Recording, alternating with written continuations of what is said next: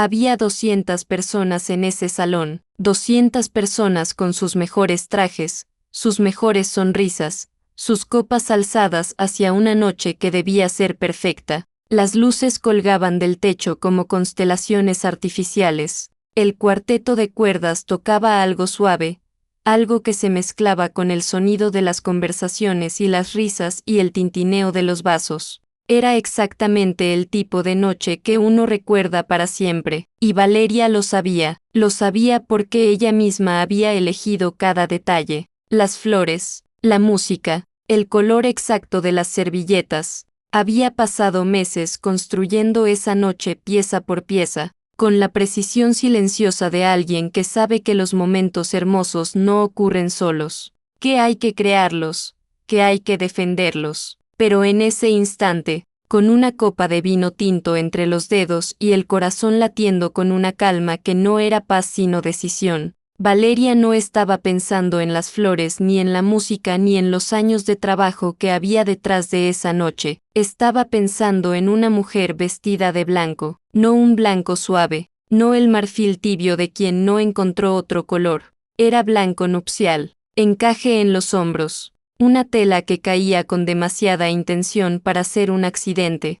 Marta caminaba entre los invitados con la seguridad tranquila de quien conoce el salón mejor que nadie, saludando aquí, sonriendo allá, tocando brazos y mejillas con esa familiaridad cálida que siempre había sido su manera de existir en el mundo. Desde el otro extremo del salón, Valeria la observó durante casi 3 minutos sin moverse. 3 minutos es mucho tiempo cuando uno está tomando la decisión más difícil de su vida. Luego empezó a caminar. No fue una caminata furiosa. No hubo pasos acelerados ni mandíbula apretada ni ninguna de esas señales que la gente reconoce cuando una confrontación está a punto de ocurrir.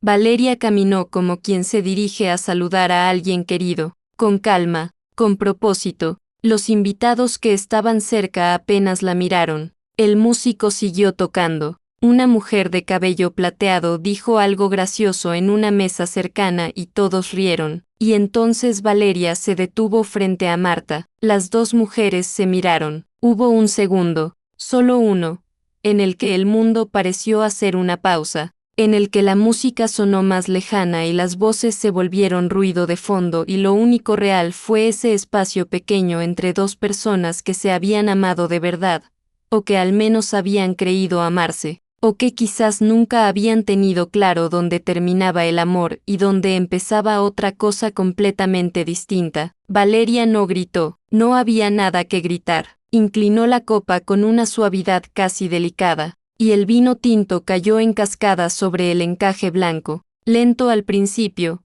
como si también él dudara, y luego rápido, irreversible, extendiéndose por la tela con esa brutalidad silenciosa que solo tienen las cosas que no pueden deshacerse. El salón se paralizó, el cuarteto dejó de tocar, no todos a la vez, sino uno por uno, como si cada músico tardara un momento distinto en procesar lo que estaban viendo. Una copa cayó en alguna mesa, alguien soltó un sonido pequeño, algo entre la sorpresa y el horror. Los teléfonos empezaron a levantarse, instintivamente, porque la gente ya no sabe ser testigo de nada sin documentarlo. Diego estaba a unos 10 metros. Valeria lo vio en su campo de visión periférico, ese movimiento de su esposo dando un paso hacia ellas y luego deteniéndose porque algo en la escena no encajaba con ninguna categoría conocida, porque esto no era una pelea de bodas ni un malentendido ruidoso ni nada que él supiera cómo nombrar, pero lo que detuvo a Diego no fue la copa, ni el vino ni el vestido arruinado, fue el rostro de su madre, porque Marta no gritó, no retrocedió, no llevó las manos al pecho con el gesto de quien recibe un golpe inesperado. Se quedó completamente quieta, mirando a Valeria con una expresión que Diego tardó varios segundos en identificar, y que cuando identificó le produjo algo parecido al miedo. No había sorpresa en el rostro de Marta, había alivio, el tipo de alivio que tiene la cara de quien ha estado esperando algo durante mucho tiempo, de quien cargó un peso sin decírselo a nadie y de pronto, en el momento más improbable, en el lugar más visible. Siente que ese peso finalmente toca el suelo. Valeria lo vio también, y en ese momento supo, con una certeza que le atravesó el pecho como agua fría, que esto no había terminado, que en realidad, de cierta manera retorcida y dolorosa, esto era exactamente lo que Marta había querido que pasara. Lo que ninguna de las dos sabía todavía era hasta dónde llegaba esa verdad. ¿Cuántas capas tenía? ¿Cuántos años atrás empezaba la historia que creían estar viviendo por primera vez esa noche? Pero eso, como todas las cosas que importan de verdad, estaba a punto de salir a la luz. Aira, personas que aprenden a querer con desesperación, porque aprendieron demasiado pronto que el amor puede irse sin avisar. Valeria tenía 9 años la primera vez que se quedó sola en casa durante toda una noche. Su padre trabajaba el turno doble en la planta y no había nadie más. Ella calentó la sopa que había en la nevera, lavó el plato, hizo la tarea en la mesa de la cocina con la televisión encendida de fondo porque el silencio de ese apartamento pequeño tenía una textura que no sabía cómo describir pero que reconocía perfectamente. Era el silencio de los lugares donde falta alguien que debería estar. Su madre se había ido 3 años antes. No de golpe, no con una maleta y una despedida. Se fue de la manera más difícil de explicarles a los niños, que es poco a poco. Primero los fines de semana, luego las semanas enteras, hasta que un día Valeria se dio cuenta de que ya no esperaba escuchar sus pasos en el pasillo, que había dejado de esperarla sin darse cuenta de cuándo exactamente había ocurrido ese momento. Su padre nunca habló mal de ella. Eso era lo que más quería Valeria de él, que en todos esos años, con todo el cansancio y la soledad y las facturas y los turnos dobles, nunca le dijo una sola palabra amarga sobre la mujer que los había dejado. Solo decía, cuando Valeria preguntaba, que algunas personas no están hechas para quedarse, y que eso no era culpa de nadie, y que ellos dos estaban bien, y estaban bien, a su manera particular y austera, estaban bien. Valeria creció aprendiendo a no pedir demasiado, a resolver sola, a no soltar la mano de las cosas que amaba porque sabía, con esa sabiduría oscura que solo tienen los niños que crecieron con pérdidas tempranas, que las manos se sueltan,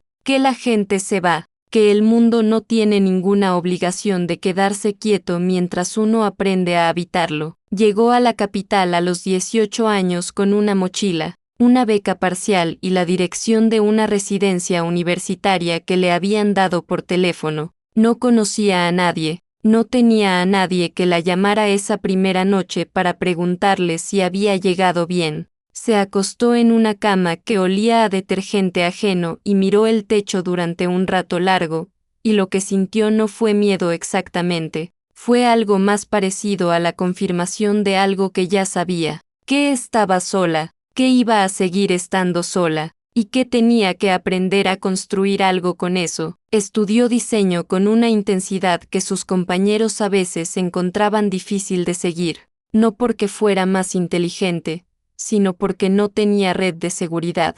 Cada examen, cada proyecto, cada oportunidad era la única que tenía. No había nadie que pudiera rescatarla si fallaba. Eso te enseña una clase de concentración que no se aprende en ningún salón de clases. Conoció a Diego en el 3er año, una exposición de diseño y arquitectura en un edificio del centro que olía a pintura fresca y café malo. Él estaba mirando una instalación que Valeria había ayudado a montar, una serie de estructuras suspendidas que representaban conexiones invisibles entre personas. Se lo explicó sin que él se lo pidiera, porque tenía esa costumbre cuando algo le importaba de verdad, la de hablar como si la otra persona ya estuviera interesada, y resultó que Diego sí lo estaba. Hablaron durante 2 horas, luego intercambiaron números. Luego empezaron a verse los martes para tomar café cerca de la Facultad de Arquitectura,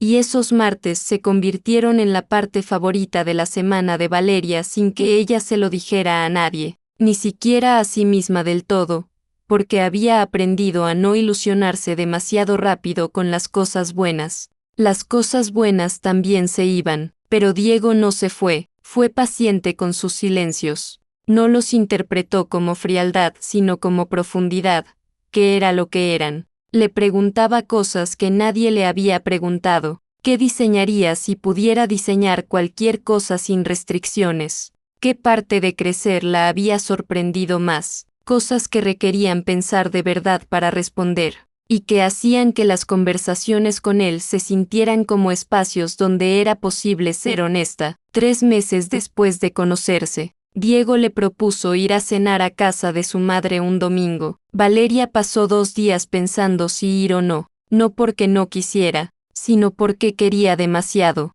y querer demasiado algo que todavía puede quitarse siempre le había parecido la forma más eficiente de hacerse daño. La casa de Marta era grande y ordenada y olía a algo que se cocinaba desde temprano. Había flores en la mesa del comedor. Había más cubiertos de los necesarios porque Marta siempre ponía de más por si alguien llegaba de improviso. Había una foto de Diego de niño en la repisa de la sala que Valeria vio desde la entrada y que le produjo una ternura inesperada. Marta la recibió en la puerta con los brazos abiertos, que era su manera de recibir a todo el mundo, pero que esa noche a Valeria le llegó de una forma distinta, como si los brazos de esa mujer tuvieran memoria de alguien que faltaba y estuvieran dispuestos a ocupar ese espacio sin condiciones. Durante la cena hablaron de todo y de nada. Marta preguntó sobre el diseño, sobre la ciudad, sobre los planes, no con la curiosidad inquisidora de quien evalúa, sino con la atención genuina de quien quiere saber. Y cuando la noche estaba terminando, cuando Diego fue a buscar el abrigo de Valeria, Marta le tomó la mano sobre la mesa y le dijo algo que Valeria no esperaba. Le dijo que esta familia ya era suya antes de que llegara, y Valeria, que había aprendido a no llorar delante de nadie porque llorar delante de alguien siempre le había parecido la forma más vulnerable de existir, se excusó para ir al baño, cerró la puerta, se sentó en el borde de la bañera y lloró en silencio durante varios minutos, no de tristeza, de algo mucho más complicado que la tristeza, de ese alivio extraño y casi doloroso que aparece cuando algo que uno llevó mucho tiempo sin tener de pronto está ahí, real, disponible, sin condiciones aparentes. Los 3 años que siguieron fueron los más estables de la vida de Valeria. Marta la llamaba los domingos. Le enseñó a cocinar las recetas que Diego amaba desde niño. El día del cumpleaños de Valeria, el mensaje de Marta llegaba siempre antes que el de nadie más, incluso antes que el de Diego, lo cual se había convertido en un chiste cariñoso entre los 3. Cuando murió el padre de Valeria, 18 meses antes de la boda, fue Marta quien llegó primero al hospital. Valeria estaba sentada en una silla de plástico en el pasillo de urgencias cuando vio aparecer a Marta por él, pasillo con un café en cada mano y una expresión, que no era lástima sino presencia, esa diferencia que a veces lo es todo. Se sentó a su lado sin decir nada durante un rato largo, y cuando Valeria finalmente habló, cuando finalmente pudo articular lo que estaba sintiendo, Marta escuchó con la atención silenciosa de quien sabe que en ciertos momentos las palabras de consuelo sobran y lo único que se necesita es que alguien permanezca. Valeria pensó esa noche, en algún momento entre la madrugada y el amanecer, que quizás la vida tenía una forma extraña de devolver lo que se lleva, que quizás perder a su padre y ganar a Marta en el mismo periodo de tiempo no era una coincidencia cruel sino algo más parecido a un equilibrio. Lo que no sabía todavía era que esa noche en el hospital iba a adquirir, mucho tiempo después, un significado completamente distinto. Lo que no sabía es que el amor y el control pueden vivir tan cerca el uno del otro, que a veces resulta imposible distinguirlos hasta que ya es demasiado tarde, pero eso llegaría después. Primero llegó la felicidad, y la felicidad, cuando finalmente aparece en la vida de alguien que aprendió a vivir sin ella, tiene una manera de volverse el centro de todo, de hacerse necesaria, de convertirse, sin que uno lo note, en algo que uno no sabe cómo dejar ir. Hay cosas que uno encuentra sin estar buscándolas y que desde ese momento dividen la vida en 2 mitades,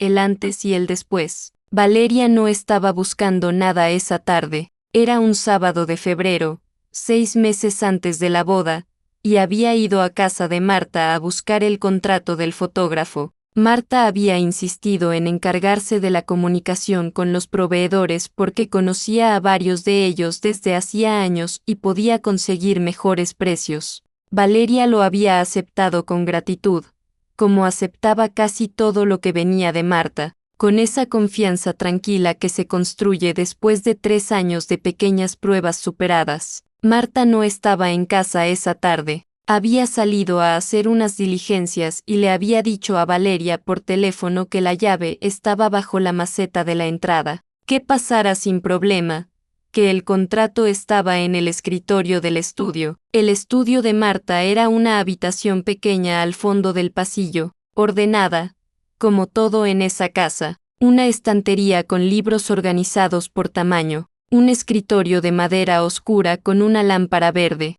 Valeria entró sin encender la luz porque la tarde todavía iluminaba suficiente a través de la ventana. Abrió el primer cajón. Facturas, recibos, un cuaderno pequeño con anotaciones de gastos. Abrió el segundo cajón. Había una carpeta azul que decía boda en la portada con la letra cuidadosa de Marta. La tomó, la abrió buscando el contrato del fotógrafo, y encontró lo que buscaba en la tercera página, pero debajo de la carpeta había algo más. Un sobre sin cerrar, blanco, sin dirección en el exterior.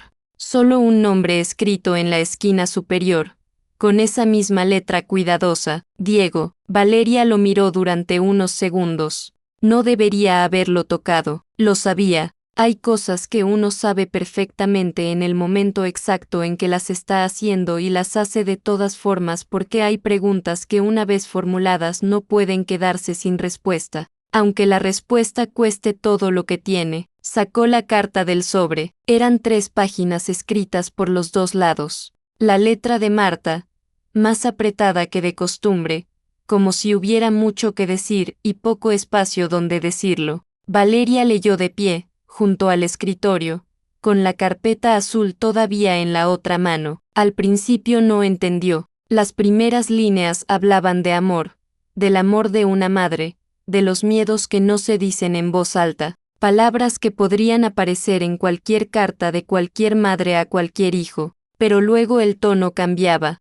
se volvía más preciso, más confidente, como si Marta estuviera escribiendo algo que llevaba mucho tiempo necesitando decir y hubiera elegido el papel, porque al papel uno puede decirle cosas que no puede decirle a nadie que tenga ojos y memoria. El nombre de Elena apareció en la segunda página. Valeria conocía ese nombre. Diego le había contado, al principio de su relación, que antes de conocerla había estado con alguien durante varios años, que las cosas no habían funcionado, que había sido una ruptura difícil pero que ambos habían decidido separarse. Lo había dicho con esa neutralidad tranquila con la que Diego hablaba de las cosas dolorosas, sin drama pero sin fingir que no habían dolido. La carta de Marta contaba una historia completamente distinta. Contaba cómo Marta había conocido a Elena en privado, sin que Diego lo supiera, cómo le había presentado mensajes manipulados, conversaciones sacadas de contexto, evidencia construida para sugerir una infidelidad que nunca había ocurrido, cómo le había hablado a Elena de las supuestas dudas de Diego, de su falta de compromiso, de un futuro juntos que Marta describía como incierto y desgastante. Lo había hecho con calma, con el tono razonable de quien ofrece una perspectiva honesta, que era la forma más efectiva de hacerlo porque nadie levanta la guardia frente a alguien que parece estar de tu lado. Elena había creído lo que Marta le dijo, porque Marta era la madre, porque las madres saben cosas de sus hijos que nadie más sabe, porque cuando alguien que debería quererte te dice la verdad, uno tiende a escuchar. La ruptura que Diego creía haber iniciado él, que recordaba como una decisión mutua y dolorosa, había sido en realidad el resultado de una intervención cuidadosa y completamente invisible. Valeria tuvo que sentarse. Se sentó en la silla del escritorio de Marta y leyó esa parte de la carta 2 veces más. no porque no la hubiera entendido la primera vez, sino porque una parte de ella seguía buscando otra interpretación, otra manera de leer las mismas palabras que no llevara al mismo lugar. No la encontró, siguió leyendo, y al final de la segunda página, comenzando la tercera, estaba la parte que fue peor que todo lo anterior, porque lo anterior era algo que Marta había hecho, esto era algo que Marta pensaba, algo que había escrito para ella sola, o para Diego, o quizás para nadie en particular, que es como uno escribe cuando necesita ordenar algo que no cabe en ninguna conversación posible. Escribía sobre Valeria, escribía que con Valeria había sido diferente desde el principio, que Valeria no era como Elena, que Elena tenía familia, raíces, una red de personas que la respaldaban y que eso la hacía independiente de una forma que Marta encontraba amenazante para su hijo,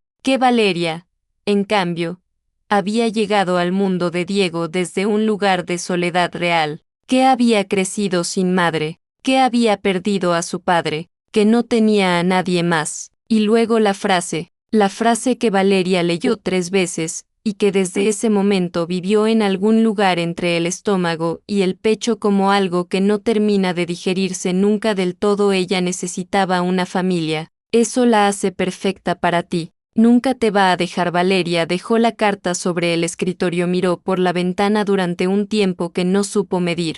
Afuera había una calle tranquila, un árbol con las primeras hojas de la temporada, un perro que cruzaba la acera con esa dignidad indiferente que tienen los perros cuando van a algún lado. El mundo seguía ocurriendo con total normalidad a unos metros de una habitación donde algo acababa de romperse de forma irreparable. Guardó la carta en el sobre. Guardó el sobre exactamente donde lo había encontrado. Tomó la carpeta azul con el contrato del fotógrafo y salió del estudio, del pasillo, de la casa, y cerró la puerta con cuidado de no hacer ruido, como si pudiera proteger algo siendo silenciosa, como si el cuidado en el gesto pudiera deshacer lo que ya había ocurrido en el coche. No lloró, no todavía condujo hasta un parque que había a 3 kilómetros y se estacionó y se quedó ahí sentada con las manos en el volante y el motor apagado durante casi una hora, pensando, no en lo que haría,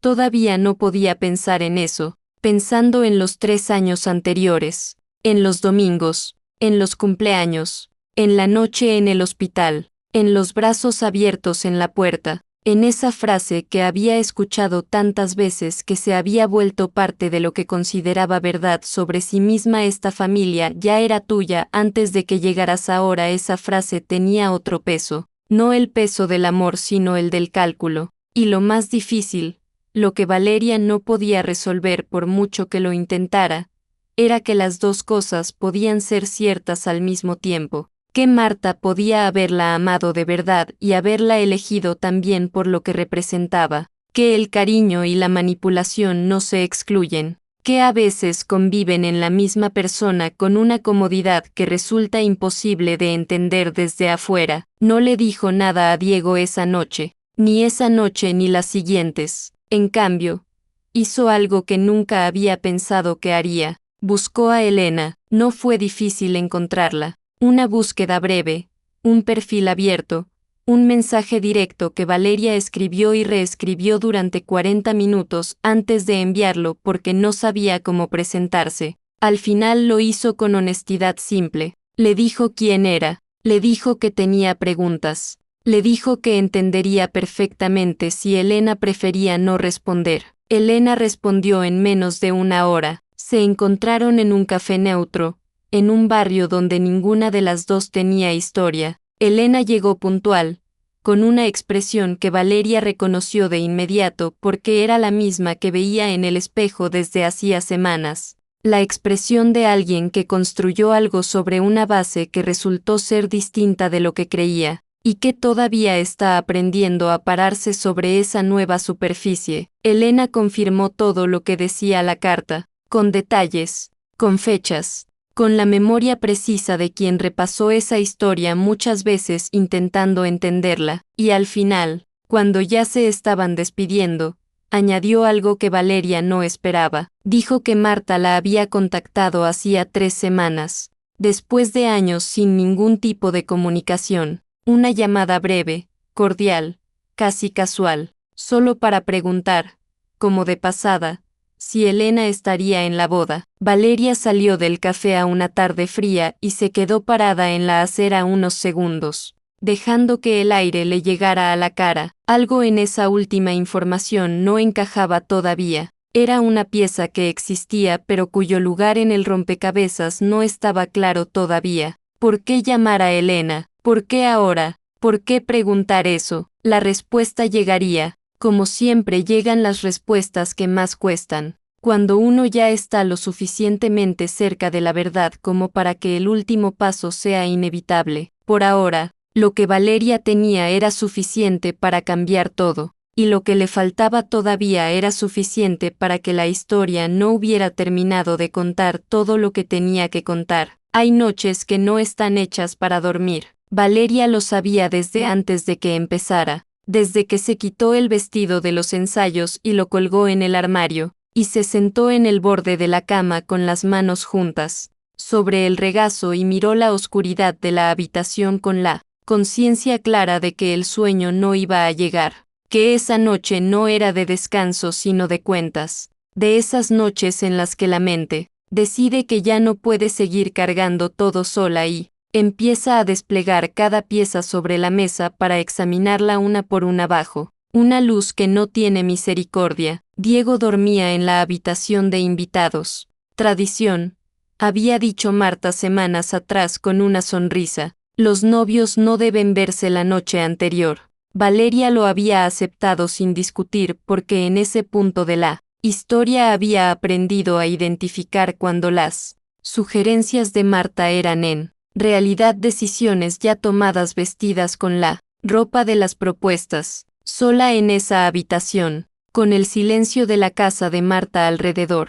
Valeria empezó a repasar. Empezó por el principio, por la exposición de arte, por los martes de café, por la primera cena en esa misma casa donde ahora estaba acostada mirando el techo. Tomó cada recuerdo de los últimos 4 años y lo pasó por ese nuevo filtro que la carta había instalado en ella sin pedirle permiso. Ese filtro que ya no dejaba pasar las cosas como eran sino que las retenía y las examinaba buscando lo que había debajo. Y lo que encontró no fue falsedad en cada momento. Eso habría sido más fácil de manejar. Lo que encontró fue algo más difícil. Momentos genuinos mezclados con momentos construidos. Amor real conviviendo con estrategia real, como cuando uno descubre que en una pintura que siempre creyó de un solo color hay otro color debajo, y que ese descubrimiento no borra el color de arriba pero tampoco permite olvidar lo que está debajo. Pensó en los domingos, en las llamadas, en los mensajes de cumpleaños que llegaban antes que los de nadie. Pensó en el hospital, y fue ahí donde algo se detuvo. Llevaba semanas con esa imagen guardada en un compartimento separado, sin examinarla del todo, como si una parte de ella supiera que mirarla directamente iba a costar demasiado. Pero esa noche no había compartimentos. Esa noche todo estaba sobre la mesa. Marta había llegado al hospital antes de que nadie la llamara. En su momento Valeria lo había procesado como algo que tenía una explicación simple que, simplemente no había llegado a verificar. Diego debía haberla avisado, o alguien más. Había tanto dolor esa noche que los detalles logísticos habían quedado en el fondo, irrelevantes frente a lo que importaba de verdad. Pero ahora Valeria los sacó del fondo. Diego estaba en un vuelo esa noche, sin señal. Había aterrizado horas después y llegado directamente desde el aeropuerto, sin pasar por ningún lado, con la cara de quien acaba de recibir la peor noticia mientras todavía tenía las ruedas del avión en la mente. No había llamado a nadie antes de aterrizar. No había podido. Entonces, ¿quién había avisado a Marta? Valeria se incorporó en la cama y encendió la lámpara de la mesita de noche. La habitación apareció en luz cálida y familiar, con sus muebles ordenados y sus cuadros cuidadosamente elegidos y esa sensación de hogar bien mantenido que siempre había encontrado reconfortante. y que esa noche le producía algo completamente distinto. Tomó el teléfono, tardó 4 llamadas al hospital en encontrar a la persona correcta, una enfermera del turno de noche que había estado de guardia aquella madrugada y que al principio no entendía bien qué le estaban preguntando y por qué. Valeria tuvo que explicarlo 2 veces, con una calma que le costó mantener, eligiendo las palabras con cuidado para no sonar como lo que era alguien desarmando en tiempo real una historia que había creído durante años. Lo que la enfermera le contó no era un escándalo, no había ningún procedimiento violado, ninguna norma rota de manera evidente. Era simplemente esto: Marta tenía una amiga en el área administrativa del hospital, alguien con quien había trabajado en el pasado, con quien mantenía contacto, y esa persona, a petición de Marta, había estado pendiente. Marta le había pedido, en algún momento anterior a esa noche, que la avisara si ingresaba algún familiar directo de Valeria. La enfermera lo decía con la neutralidad de quien comparte un dato sin saber el peso que tiene. Para ella era solo una información. Para Valeria era la última pieza. Dejó el teléfono sobre la cama y se quedó mirándolo durante un momento. No había sido una coincidencia. No había sido el instinto de una madre que siente cuando su familia necesita. No había sido nada de lo que Valeria había creído aquella noche mientras estaba sentada en esa silla de plástico en el pasillo de urgencias, sintiéndose por primera vez en su vida acompañada, de una forma que no tenía precio. Marta lo había preparado, había instalado una red de aviso con suficiente antelación como para que cuando llegara el momento, ella pudiera aparecer primero, con el café, con la bolsa de ropa limpia, con los brazos abiertos y el silencio exacto y la presencia perfecta de alguien que sabe exactamente lo que una persona necesita en el peor momento de su vida. Lo había esperado. Había esperado una tragedia para llegar primero. Valeria se levantó de la cama y fue al baño. Se miró en el espejo durante un rato largo, no buscando nada en particular, solo mirándose, tratando de reconocer a la persona que había construido 4 años de vida sobre algo que resultaba ser más complicado de lo que cualquier palabra simple podía describir, porque eso era lo que no tenía nombre fácil,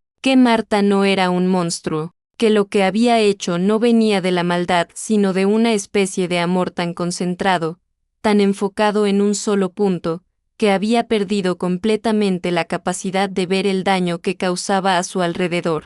Un amor que necesitaba controlar para sentirse seguro, que necesitaba que las personas que amaba fueran predecibles, que no pudieran irse, que tuvieran suficiente necesidad como para quedarse siempre. Y Valeria había sido la candidata perfecta, sola, sin familia, con un hambre de pertenencia que Marta había sabido leer desde el principio con una precisión que ahora resultaba difícil de atribuir solo a la intuición. Una mujer que nunca te va a dejar porque no tiene a nadie más a quien ir.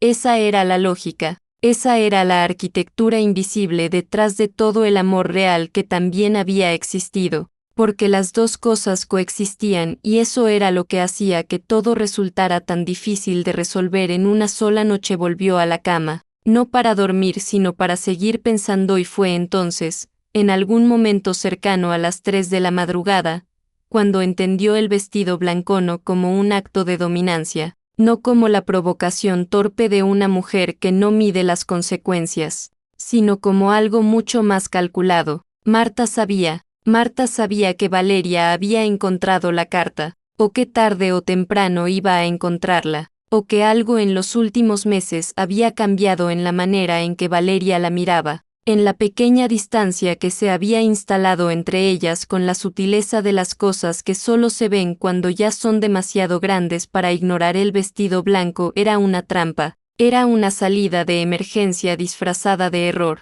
Si Valeria reaccionaba, si el escándalo ocurría en público, Diego vería a una novia que había humillado a su madre frente a 200 personas en el día más importante. La carta, si Valeria la mencionaba, sonaría a justificación desesperada. La historia que quedaría en la memoria de todos los que estaban ahí no sería la de la madre que manipuló durante años.